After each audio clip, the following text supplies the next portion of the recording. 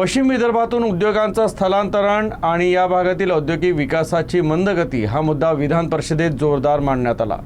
प्रश्नोत्तराच्या तासादरम्यान आमदार परिणय फुके यांनी मुंबई आणि पुण्याप्रमाणे सरकारनं कर सवलती आणि अनुदान देऊन उद्योगांना प्रोत्साहन द्यावं अशी मागणी केली।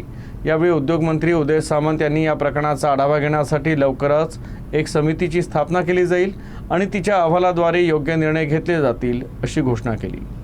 की विदर्भात अनेक कारण या प्रकारचे जे समतोल या उद्योग धोरणाच्या माध्यमातून राखला गेला पाहिजे होता, ज्या ए आणि बी चे क्षेत्र आहे मुंबई पुणे या क्षेत्रामध्ये आणि विदर्भ या भागामध्ये आणि विदर्भातील पश्चिम विदर्भामध्ये ज्या प्रकारे निगेटिव्ह ग्रोथ रेट आमच्या इथे आहे आणि ज्या प्रकारे आमच्या जिल्ह्यातनं आमच्या भागातनं मोठ्या प्रमाणात स्थलांतरण रोजगारासाठी होत आहे आणि आमच्याकडे निगेटिव्ह पॉप्युलेशन होत आहे आणि म्हणून आपल्याकडेही इथे उद्योग वाढला गेला पाहिजे। की विदर्भातील अनेक उद्योगांचा माल विक्री हा महाराष्ट्राबाहेर असल्याने त्यांना SGST परतावा मिळत नाही। अशा उद्योगांसाठी ग्रॉस GST किंवा पर्यायी प्रोत्साहन देण्याचा विचार शासन करणार काय?